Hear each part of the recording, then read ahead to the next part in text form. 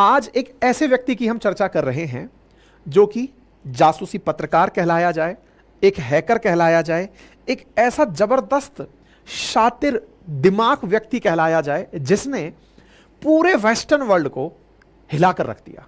एक ऐसा व्यक्ति जिसने सही मायने में अमेरिका को झुका दिया।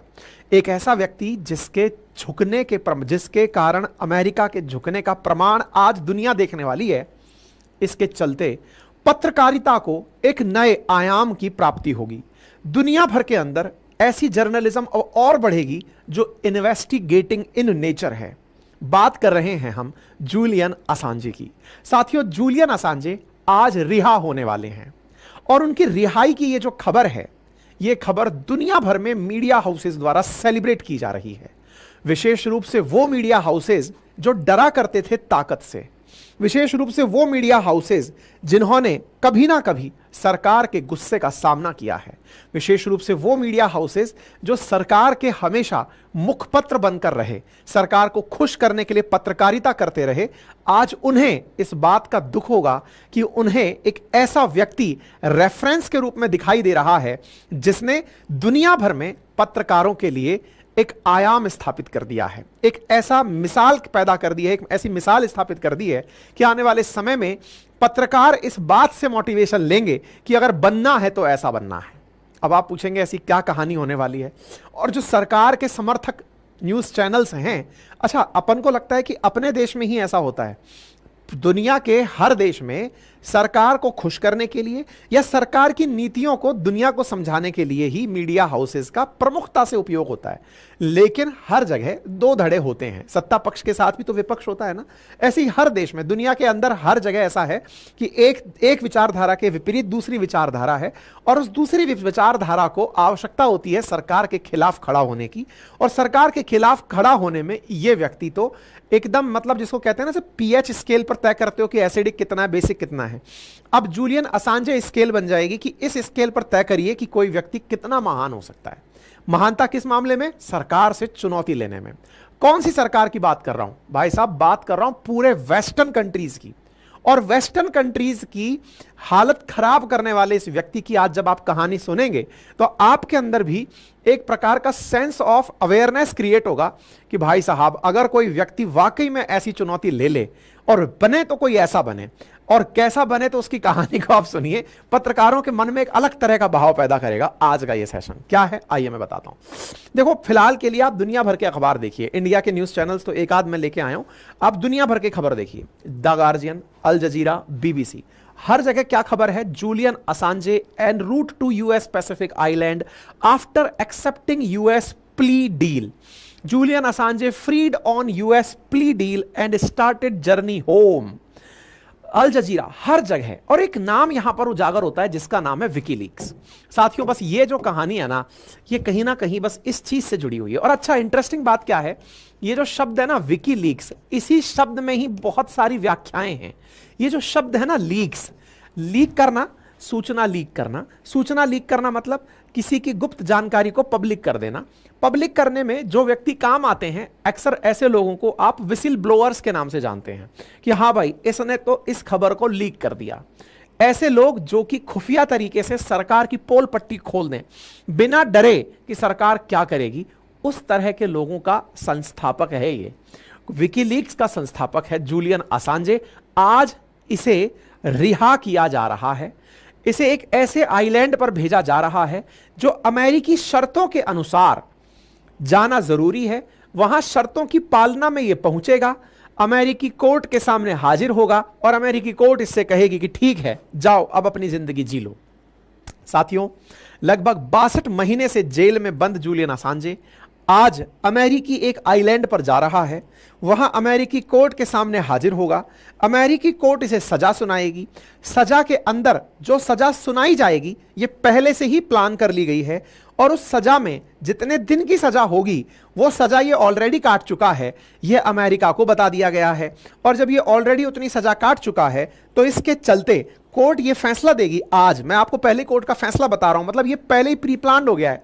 कोर्ट ये फैसला देगी कि आप ऑलरेडी उतनी सजा काट चुके हो जितनी सजा हम देने वाले थे, इसलिए जाइए आपको हम रिहा करते हैं। अब इस पूरे मामले को विस्तार से समझते हैं।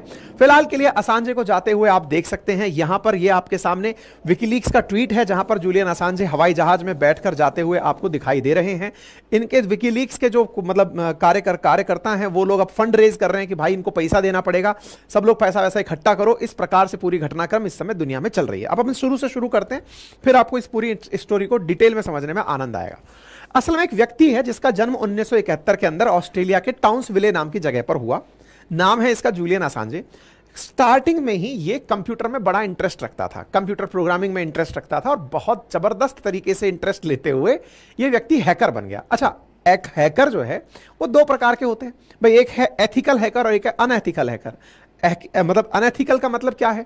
सरकार को नुकसान पहुंचाने वाले हैकर्स। जैसे मान लीजिए किसी बैंक की वेबसाइट को आपने डाउन कर दिया, किसी कंपनी के पूरे सॉफ्टवेयर को आपने डाउन कर दिया और उसके बाद आप उससे पैसा मांग रहे हो फिरौती में कि इतना पैसा देगा तो तुझे मानेंगे, इस तरह की चीजें होती हैं। तो भाई साहब इन्होंने हैकिंग शुरू करी। इन्होंने जो हैकिंग शुरू करी ना, उस हैकिंग में शुरुआती तौर पर तो अपन को यह लगा कि यार ये सरकार के खिलाफ काम कर रहा है, सरकार की जानकारी निकाल रहा है। लेकिन ये हैकिंग खुद के लिए नहीं कर रहा था, ये जानकारियां जुटा रहा था दुनिया को बताने के लिए। मतलब आप इंटरेस्टिंग तरीके से सोचिए, आज आप हैकिंग का मतलब क्या मानते हैं? जैसे मान लीजिए कि अभी मैं फिलहाल के लिए जिस कंप्यूटर पे काम कर रहा हूं, अचानक कोई भी ऐसा हैकर आया, उसने मेरे कंप्यूटर को हैक कर दिया। हो सकता है कि मेरी जानकारी आप तक ना पहुंच पाए, हो सकता है कुछ ऐसी आपत्तिजनक जानकारी पहुंच जाए जो जानकारी मेरी तरफ से प्लान नहीं थी, लेकिन हैकर ने जबरदस्ती प्रभावित करने के लिए डाल दी, यानी कि नुकसान पहुंचाने के लिए डाल दी। लेकिन इस व्यक्ति ने हैकिंग का लाभ उठाया सरकार की सूचनाओं को निकालने के लिए, जो टॉप सीक्रेट फाइल्स में बंद थी, क्लासिफाइड इंफॉर्मेशंस थी, और उन्हें दुनिया के सामने परोस दिया। मतलब एक तरह से इसने सरकार की बहुत सारी सूचनाएं लीक करना शुरू कर दिया, और लीक करते करते इसने एक समूह बना लिया जिसका नाम बन गया विकीलीक्स। एक इस तरह की वेबसाइट बना ली, जैसे विकिपीडिया है ऐसे इसने विकीलीक्स बना दिया। दुनिया भर की खबरें निकालता, लाखों इंफॉर्मेशन निकालता और निकालकर सरकारों के खिलाफ पोस्ट कर देता। अच्छा, निकालता भी कहां से? सरकार के सुरक्षित डॉक्यूमेंट्स में से। यानी सोचो कि इसका हैकिंग का लेवल क्या रहा होगा। और हैक करके तो जानकारी निकालता ही था, साथ में अपने खुफिया तरीके से लोगों को भी साथ जोड़कर रखता था। और साथ जोड़ करके जब लोगों को रखता था तो ऐसी स्थिति में उन लोगों से भी यह वेबसाइट पर जानकारी डलवा लेता था। कहने का मतलब आप इस प्रकार से समझिए कि यहां पर एथिकल हैकिंग करने वाला यह व्यक्ति अपनी एक संस्था बना लेता है, एक वेबसाइट बना लेता है, जैसे विकिपीडिया है ऐसे विकीलीक्स बना लेता है, और एक नॉन प्रॉफिट ऑर्गेनाइजेशन की तरह से इसे चलाता है, जहां दुनिया भर की गोपनीय जानकारियों को उठा उठाकर पब्लिक किया जाता है। अब आप पूछेंगे कैसी जानकारियां पब्लिक करता है साहब ये? अमेरिका ने अफगानिस्तान पर हमला क्यों किया? अंदर की जानकारी क्या थी? अमेरिका ने निर्दोष लोगों को मारा, क्या इस बारे में अमेरिका की सरकार को पता था? वो जानकारी पब्लिक कर देना। अमेरिका ने इराक पर हमला किया, इराक पर हमला किया तो क्या यह प्लान था? क्या सरकार को पता था कि हम जिस उद्देश्य से कर रहे हैं उसके अलावा भी कोई उद्देश्य है? जनता के सामने रख देना। अक्सर इसने वो खबरें दुनिया के सामने रखी जो वॉर के लिए थी, यानी कि ऐसी खबरें इसने उठाकर रखी जो वॉर के बारे में चर्चा कर रही थी। देखो, वॉर के केस में ऐसी ऐसी बातें हैं, सरकार का इसमें फायदा है और सरकार वॉर को अपने लिए चलाना चाहती है, और बाकी जो मीडिया हाउसेज हैं वो सरकार के प्रोपेगेंडा को प्रमोट करने के लिए चल रहे होते हैं कि हां वॉर अच्छे के लिए हो रही है, जबकि दुनिया में कोई आदमी वॉर नहीं चाहता, सब शांति से रहना चाहते हैं। और इस तरह से ये दुनिया भर के पेपर्स को लीक करके डालता। आप सोचिए कि इसके लीक की हुई खबरों को दुनिया भर के मीडिया हाउसेज के द्वारा, लगभग 100 से ज्यादा मीडिया हाउसेज इसके द्वारा जो गुप्त सूचनाएं एकत्रित की जाती थी ना, उन्हें छापती थी कि भाई विकीलीक्स में यह छपा है, जूलियन असांजे नामक पत्रकार ने यह खबरें निकाली हैं, चलिए हम इसे छापते हैं। दुनिया भर के 100 से ज्यादा मीडिया हाउसेज इसके साथ जुड़ करके इस प्रकार की खोजी पत्रकारिता करने लगे। इसी कारण जूलियन असांजे को भर भर के अवार्ड मिलने लगे। मतलब इसको एक समय पर तो द टाइम मैगजीन के अंदर पर्सन ऑफ ईयर अवार्ड से भी सम्मानित किया गया, इकोनॉमिस्ट न्यू मीडिया अवार्ड से, एमनेस्टी न्यू मीडिया अवार्ड 2009 से। 2010 के अंदर आपने बहुत सारे अवार्ड देखे, 2011, 2012, 2019, आपको यहां पे अवार्ड्स की एक प्रॉपर लिस्ट चलती हुई दिखाई दे रही है कि इसको इतने सारे अवार्ड दिए गए। ठीक है साहब। मतलब आप ये समझिए, कुछ मैं आपको सूचनाएं दिखाता हूं। जैसे ग्वांतानामो बे करके एक मामला था, जिसके अंदर ग्वांतानामो करके दुनिया की सबसे महंगी जेल है, उसके इसने गोपनीय दस्तावेज, क्यूबा के अंदर के जो दस्तावेज है ये पब्लिक कर दिए। 238 पेजों के दस्तावेज थे, दुनिया के सामने रख दिए और कहा कि यहां पर जबरदस्ती फर्जीवाड़ा चलता है, दिखाने के लिए ये इस तरह से काम करते हैं, अदरवाइज कोई पावरफुल है तो उसको रिलीज कर देते हैं ये लोग। ऐसे बगदाद हवाई हमले का फुटेज इसने जारी कर दिया कि किस प्रकार से अमेरिकी सैनिकों के द्वारा पत्रकारों को निशाना बनाया जा रहा था, इसने उसका वीडियो पब्लिक कर दिया। 9/11 हमले के अंदर 5 लाख से ज्यादा ऐसे मैसेजेस इसने लीक कर दिए जो अमेरिकी सरकार के अधिकारियों के बीच, रक्षा मंत्रालय, एफबीआई और न्यूयॉर्क पुलिस विभाग के बीच में हो रहे थे।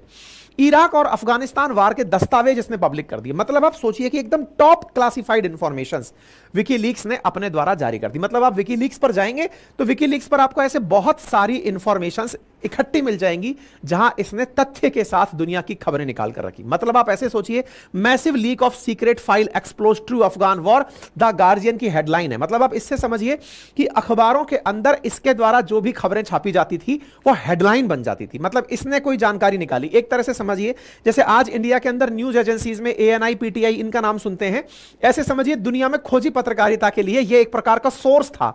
जानकारी निकाली, हेडलाइन बन गई, भाई साहब सरकारों के खिलाफ जबरदस्त माहौल क्रिएट हो जाता था। ठीक है साहब। अब आप सोचिए कि आप अमेरिका की खबरें लीक करेंगे और आप बचे रह जाएंगे, बस यहीं से खेला शुरू हो जाता है। आपको एक इंटरेस्टिंग चीज और मैं यहां पर ऐड कर देता हूं, और वो ये है कि इन भाई साहब ने भारत के बारे में भी कुछ जानकारियां बाहर निकाली थी। एक बार इन्होंने मायावती को तानाशाह और कहते हुए भ्रष्ट बताया था और कहा था कि इन्होंने अपनी पसंद के सैंडल मंगवाने के लिए अपने निजी प्लेन को मुंबई भेजा था। इनका कहना था कि ये लोगों पर ट्रस्ट नहीं करती है, खाना भी किसी को खिलाकर फिर खाती हैं, जिस रास्ते से गुजरती हैं उसको धुलवाती हैं। मतलब इसने पास जो भी सोर्सेस इसके रहे होंगे, इसने ये तक कहा कि 1976 के अंदर जो न्यूक्लियर डील हुई थी उसके कई गोपनीय दस्तावेज, कमलनाथ जी जो उस समय मध्य प्रदेश के जो मुख्यमंत्री भी रहे, उनके द्वारा अमेरिका से साझा की गई थी। इस तरह की ये जो जानकारियां हैं ना, ये पब्लिक डालता था। खैर, फिलहाल हम अंतर्राष्ट्रीय मुद्दों पर चलते हैं। अमेरिका के खिलाफ आप छापोगे और बचे रह जाओगे, ये तो आपकी समझ से ऊपर की बात है। ऑस्ट्रेलियाई नागरिक होकर के, जो कि ऑस्ट्रेलिया अमेरिका का एकदम पिछलग्गू कंट्री है, मतलब उनका इतना जबरदस्त अलाई है कि वो कहें कि यहां खड़े रहो तो वो खड़ा रहे। ऑस्ट्रेलिया का नागरिक होकर के अमेरिका के हजारों क्लासिफाइड डॉक्यूमेंट्स को निकालकर आप पब्लिक कर दे रहे हो, जिसमें अमेरिका दुनिया भर में ये माहौल बनाने रख रहा है कि भाई इराक पर हमने हमला इसलिए किया, हमने अफगानिस्तान पर हमला इसलिए किया। आप उसकी असली वजह दुनिया के सामने निकाल दे रहे हो, तो भाई साहब अमेरिका से कैसे बचे रहोगे? अमेरिका ने एक समझदारी चली। क्या समझदारी चली? अमेरिका ने अपने एक मित्र राष्ट्र स्वीडन से कहा कि आप एक काम करो, इनके खिलाफ केस दर्ज करो। अब इंटरेस्टिंग चीज देखो, आपने जो हरकत की है उसके खिलाफ तो केस दर्ज किया नहीं। स्वीडन से कहा अमेरिका ने कि इनके ऊपर केस दर्ज करो। स्वीडन ने इनके ऊपर केस दर्ज किया रेप का। आदमी कहां का है? ऑस्ट्रेलिया का। किसके खिलाफ खबरें छाप रहा है? अमेरिका के खिलाफ। खबर कहां, न्यूज कहां बन रही है? स्वीडन में। क्या बन रहा है वहां? कुछ महिलाएं आरोप लगा रही हैं कि हमारे साथ में यौन उत्पीड़न किया गया, हमारा रेप किया गया। स्वीडन के अंदर केस दर्ज हो जाता है। अब ये महाराज कहां थे उस समय? ये महाराज लंदन में थे उस समय पर।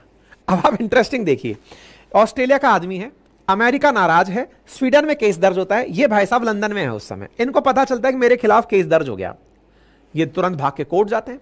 कोर्ट जाकर के कहते हैं कि साहब बात ऐसी है कि मुझे क्या हो गया, मतलब मैंने गलती क्या कर दी? पुलिस कहती है नहीं साहब, आपने रेप किया है, स्वीडन ने कहा है कि आप रेपिस्ट हैं, आपको गिरफ्तार किया जाएगा। इनको गिरफ्तार कर लिया जाता है। इनको गिरफ्तार किया जाता है, लेकिन यूके सरकार के द्वारा, मतलब यूके जो कोर्ट है उनके द्वारा इनको बेल दे दी जाती है कि आपको अभी जमानत पर छोड़ रहे हैं, लेकिन अब देश छोड़कर मत जाना, आपको यहीं रुकना है। अगर आपको स्वीडन ने बुलाया तो आपको जाना पड़ेगा। तो यूके की, स्वीडन के कहने पर यूके ने इनको गिरफ्तार तो किया, लेकिन बेल पर छोड़ दिया और कहा कि अगर आपको दोबारा स्वीडन बुलाएगा, क्योंकि जांच के लिए आपको बुलाया जाएगा, तो आपको वहां जाना होगा। बोले ठीक है सर। भाई साहब ये जमानत पर रिहा होते हैं और बाहर आ जाते हैं साहब, यूके के अंदर रहने लगते हैं।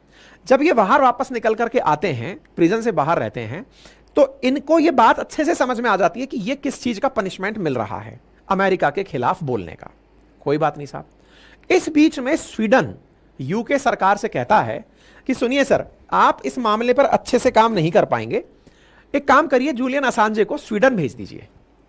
स्वीडन भेज दीजिए मतलब प्रत्यर्पण कर दीजिए, एक्सट्रेडिशन बोलते हैं इसे, प्रत्यर्पण। जैसे अपन लोग नीरव मोदी का, मेहुल चौकसी का, इनका प्रत्यर्पण चाहते हैं कि ये लोग यहां पर आए, इसी प्रकार से इसके प्रत्यर्पण की मांग स्वीडन करता है यूके से कि साहब इसको वापस भेज दो। स्वीडन भेज दो, हम इसके ऊपर केस चलाना चाहते हैं। यह बात हुई 2011 की। जब इस तरह की डिमांड स्वीडन करता है तो भाई साहब जूलियन असांजे समझ चुके होते हैं कि अब अमेरिका मेरा कहीं ना कहीं से परसिक्यूशन करने का सोचेगा, मुझे डेथ पेनल्टी दिलवाएगा। इससे बेहतर है कि मैं अपनी बचाव में कुछ तरीके अपना लूं। इन्होंने जो कारनामा किया वो बड़ा ही इंटरेस्टिंग था। क्या किया इन्होंने लंदन में यानी यूके में जो इक्वाडोर की एम्बेसी थी, उस एम्बेसी में जाकर शरण मांग ली। अब इसको थोड़ा सा समझिए क्या होता है, इसका मतलब समझते हैं। इंडिया में दुनिया भर के देश अपने दूतावास खोलकर बैठे हैं। दूतावास का एक नियम बता देता हूं अकॉर्डिंग टू वियना कन्वेंशन, कि जो दूतावास है वो उस देश का अपना हिस्सा माना जाता है। मान लीजिए आज इंडिया के अंदर अमेरिकी दूतावास है, तो अमेरिकी दूतावास इटसेल्फ अमेरिका मानिए आप। उस बाउंड्री के अंदर सारे अमेरिका के ही कानून चलेंगे। इंडिया की पुलिस अमेरिकी दूतावास में अंदर नहीं घुस सकती है, गेट के बाहर ही रहेगी। अमेरिकी कानून चलेंगे, अमेरिकी सरकार से बातचीत होगी, उसी के आधार पर सारे डॉक्यूमेंट्स का पास ऑन होगा। ऐसे नहीं है कि आपने अगर दूतावास में कोई भी क्राइम हुआ है तो इंडियन पुलिस उसमें अंदर एंट्री नहीं कर सकती है। और यही वाइस वर्सा लागू है। अगर इंडिया का दूतावास अमेरिका में है तो अमेरिका के अंदर इंडियन दूतावास में इंडियन कानून चलेंगे, अमेरिकी कानून नहीं चलेंगे। सरकार को बात करनी पड़ेगी नियम से। तभी तो अगर आपको याद हो तो अभी सीरिया के अंदर जो ईरान का दूतावास था, जब इजराइल ने उस दूतावास पर गोला डाला तो ईरान ने क्या कहा कि आपने मेरे दूतावास पर नहीं, मुझ पर हमला किया है। तभी तो ईरान ने बदला लेने के लिए इजराइल पर गोला दागा था। याद आ गया पूरा घटनाक्रम? अब तो याद मतलब अच्छे से रिलेट कर पाएंगे। इन भाई साहब ने क्या किया कि लंदन में एक देश है जिसका नाम है इक्वाडोर, जो कि एक प्रकार से इनकी विचारधारा का समर्थक था कि यार तुम बहुत अच्छा किए गुरु भाई। मैंने कहा ना, एक पक्ष है तो एक विपक्ष है भाई। एक तरफ से जहां सरकार के पक्ष में मीडिया खड़ी है, वहीं सरकार के अपोजिशन में भी तो मीडिया खड़ी होती है। सरकार के किसी देश के समर्थन में कुछ लोग खड़े हैं तो उसके अपोजिशन में भी लोग खड़े होते हैं। इसको पता चल गया कि इक्वाडोर एक बढ़िया देश है जिसका कि अमेरिका के साथ बन नहीं रहा है मामला। तो बोले क्या करें। ये इक्वाडोर की एम्बेसी में पहुंचता है और वहां जाकर कहता है सर मैं शरण चाहता हूं। बोले क्यों शरण चाहते हो? बोले मुझे डर है कि बाहर मुझे मार दिया जाएगा। अच्छा, शरणार्थी को शरण देने के लिए नियम है दुनिया के अंदर, यूएन के अंदर कन्वेंशन हैं। तो स्वीडन ने कहा इक्वाडोर ने कहा ठीक है आ जाओ। भाई साहब ये व्यक्ति 2011 के अंदर शरण लिया। कहां जाकर के? 2012 के अंदर जाके शरण लिया इक्वाडोर की एम्बेसी में लंदन के अंदर, और बस वहीं पर अपना निवास स्थान बना लिया। मतलब आप ये सोचिए कि जो व्यक्ति राजनीतिक शरणार्थी बनकर के इक्वाडोर में घुसा, इंटरेस्टिंग बात देखो, इक्वाडोर की एम्बेसी में घुसा है, उसके जस्ट बाहर यूके है। अगर एम्बेसी से बाहर निकले तो यूके की पुलिस गिरफ्तार कर ले, क्योंकि यूके की पुलिस ने तो कह दिया स्वीडन को कि हां भाई हम भेज देंगे। जूलियन असांजे 2012 से लेकर 2019 तक, यह आपको जो तस्वीर दिख रही है ना भाई साहब, ये लंदन के अंदर ही इक्वाडोर की एम्बेसी के अंदर अपना घर बनाकर रहा। इतने साल तक यूके में ही था, लेकिन यूके में भी इक्वाडोर की एम्बेसी में बैठा रहा। इंटरेस्टिंग तरीका देखो आप। कानून क्या कहते हैं कि आप पुलिस को अंदर नहीं घुसा सकते, तो आप देखो ये बकायदा बालकनी में खड़ा होता, यहां से अपने स्टेटमेंट देता, अखबार और न्यूज चैनल्स इसकी सारी खबरों को छापते, और दुनिया वाले कैसे छापते कि भाई इसे पनिशमेंट किस बात का मिल रहा है, क्योंकि इसने अमेरिका के खिलाफ बातें बोली हैं। दुनिया भर के मीडिया में जूलियन असांजे हीरो बन गया। और इसके इस दिमाग को समझ करके कि यार बहुत इंटेलिजेंट आदमी। आप देखिए ना, यहां बकायदा पुलिस सिक्योरिटी में खड़ी है कि तू बस बाहर तो आ जा, तेरे को पकड़ लेंगे हम। और भाई साहब ये बंदा अपना बढ़िया घर बना करके इतने साल तक अंदर ही जमा रहा कि चलो अब कोई दिक्कत नहीं है, बाहर फोर्स खड़ी है, खड़ी रहे, इंतजार में खड़ी है कि ये बाहर आएगा। अब आप सोचो कि इक्वाडोर की हिम्मत सोचो आप, किस तरह से उसने लोहा मोल लिया कि भाई कोई बात नहीं, लंदन में बैठेंगे, बैठ करके जूलियन असांजे को साथ रखेंगे, उसको खाना खिलाएंगे, उसकी सारी जरूरतें पूरा करेंगे, लेकिन झुकेंगे नहीं। इक्वाडोर को भी भाई साहब इज्जत मिलनी चाहिए, ठीक है। तो आप यहां पर तस्वीरें देख रहे हैं, बकायदा ये भाई साहब यहां खड़े होकर के दुनिया को अपनी सारी बातें बताते। मतलब ये अकेला आदमी खड़ा है, उस देश के मध्य में खड़ा है जो कि इसके खिलाफ खड़ा है, और ये बंदास तरीके से जान की परवाह किए बिना दुनिया को सारी बातें बोलता जा रहा है। अब अमेरिका तो अमेरिका है, अच्छे से देशों की सरकारें पलटा देता है। बेचारे पाकिस्तान में इमरान खान को जेल टिका दिया। इक्वाडोर की क्या हिम्मत। तो बोले यार ये इक्वाडोर में इतनी हिम्मत आ गई कि ये हमारे खिलाफ इसको अंदर बिठा ले, पलट दो इसकी सरकार। भाई साहब इक्वाडोर में सरकार पलट दी जाती है। इक्वाडोर में सरकार पलट दी जाती है। इधर दुनिया भर का जो जनता है वो स्वीडन पर प्रेशर बनाती है कि आप इसको फर्जी केस में फंसा रहे हो यार। इसने अमेरिका के खिलाफ बोला है। आप लोग तो अपने आप को कहते हो कि हम तो ह्यूमन राइट्स में बहुत ऊपर आते हैं, ह्यूमन डेवलपमेंट इंडेक्स में बहुत ऊपर आते हैं, आप ऐसा कैसे कर सकते हो? तो स्वीडन को भी समझ में आता है कि यार अमेरिका के चक्कर में हम क्यों बदनाम हो रहे हैं। स्वीडन ने अपना केस वापस ले लिया कि भाई सुनो, अब तुम्हारे ऊपर से रेप चार्ज हटा रहे हैं, कोई हमको नहीं चाहिए, प्रत्यर्पण भी नहीं चाहिए तुम्हारा, तुम आराम से बैठे रहो, हमें कोई दिक्कत नहीं है, तुम बाहर भी आ जाते हो, हमें कोई दिक्कत नहीं है। लेकिन अमेरिका को तो यह बात अड़च गई कि बेटा दुनिया में बदनाम हुए हम कि हमको तुमने कुछ कहा, स्वीडन को हमने कहा, इधर स्वीडन पलट गया। तो भाई साहब अमेरिका ने इक्वेडर की सरकार ही पलट दी और सरकार से कहा कि सुनो, अपनी प्राथमिकता में डालो इस बात को कि जूलियन असांजे को एम्बेसी से बाहर निकालोगे। मतलब आप देखो कितना अंतरराष्ट्रीय स्तर का आदमी है ये, ठीक है। तो भाई साहब इक्वाडोर के नए प्रेसिडेंट ने कहा कि सर चिंता ही मत करो, हमारी प्रायोरिटी है कि हम जूलियन असांजे को सबसे पहले बाहर निकालेंगे। इधर स्वीडन पलट चुका था, स्वीडन पलट गया। अमेरिका ने कहा कि हमने इतनी मेहनत से सरकार पलट दी, एक आदमी के लिए सरकार पलट गई। स्वीडन ने पीछे बैकफायर कर दिया कि सर हम तो नहीं मानेंगे। अमेरिका ने कहा रुको, हम तुम्हारे ऊपर खुद केस लगाते हैं।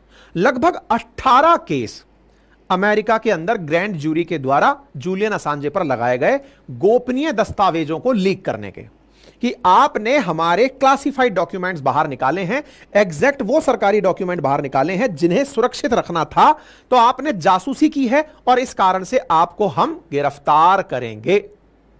मतलब एक तरह से स्वीडन से हटकर मामला अब सीधा यूएस बनाम असांजे हो गया। अब अमेरिका के सामने तो इक्वाडोर भी क्या करता।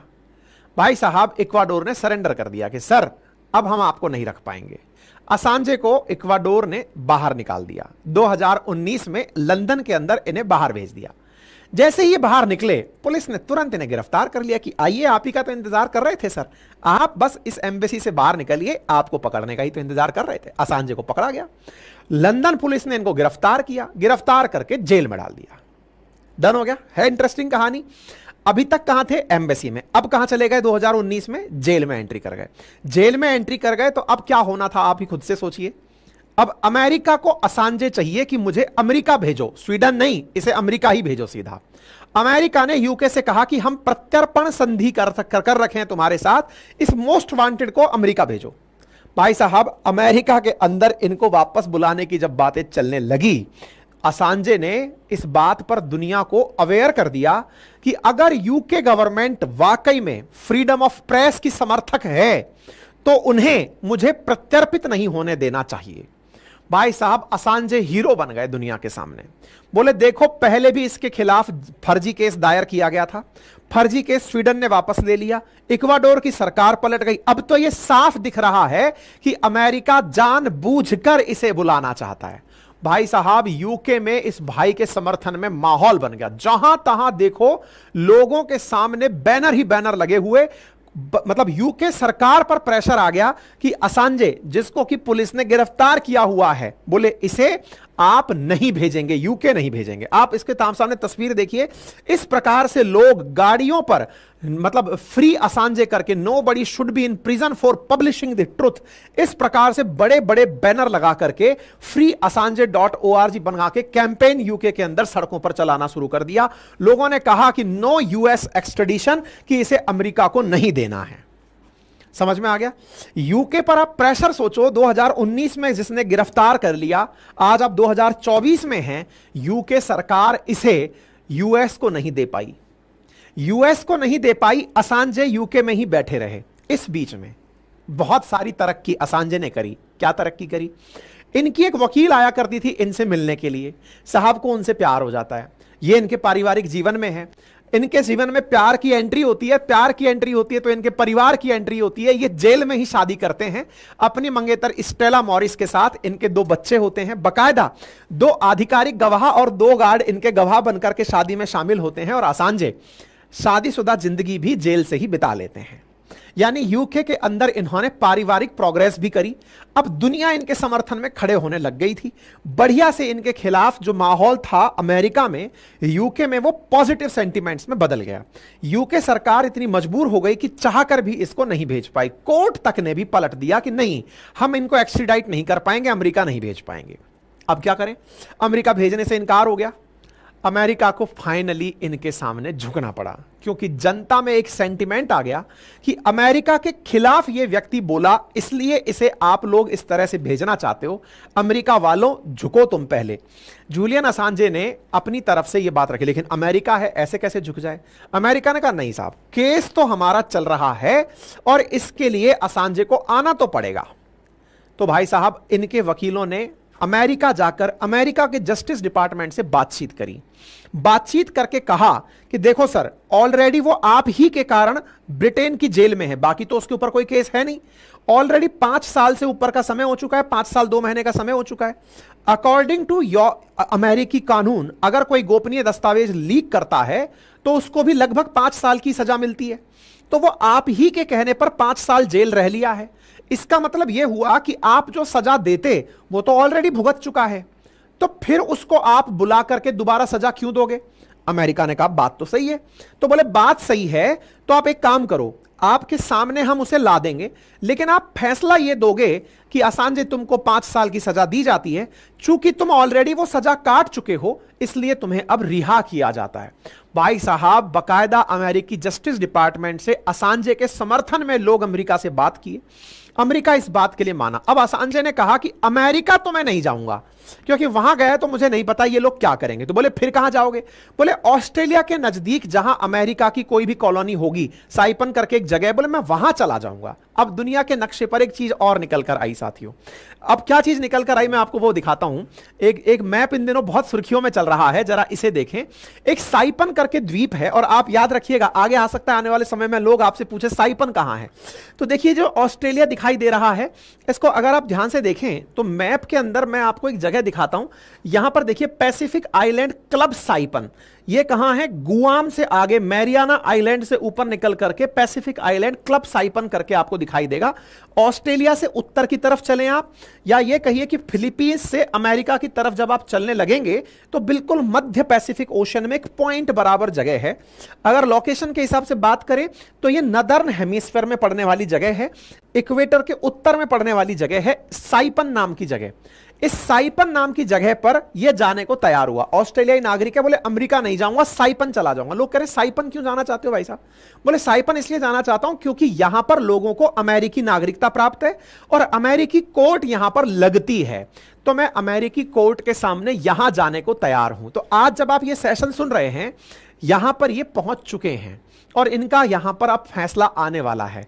अमेरिकी कोर्ट के सामने इनको रखा जाएगा। ये जूलियन असांजे की शर्त है कि अब मैं आपके सामने आऊंगा, आप अपने आप को बड़ा मान लेना कि देखो हमने इसको झुका दिया, हमने कोर्ट के सामने बुला लिया, लेकिन मेरी भी शर्त है कि मैं अमेरिका नहीं आऊंगा या साइपन आऊंगा। साइपन में आप मेरे खिलाफ फैसला सुनाएंगे, जो कि मेरी पहले से प्राप्त की हुई जो भी मेरी वो है सजा है, उस सजा से ये कॉम्प्रोमाइज हो जाएगा। और जब ये सजा से कॉम्प्रोमाइज हो जाएगा, उसके बाद जाकर के मैं अपने घर ऑस्ट्रेलिया चला जाऊंगा।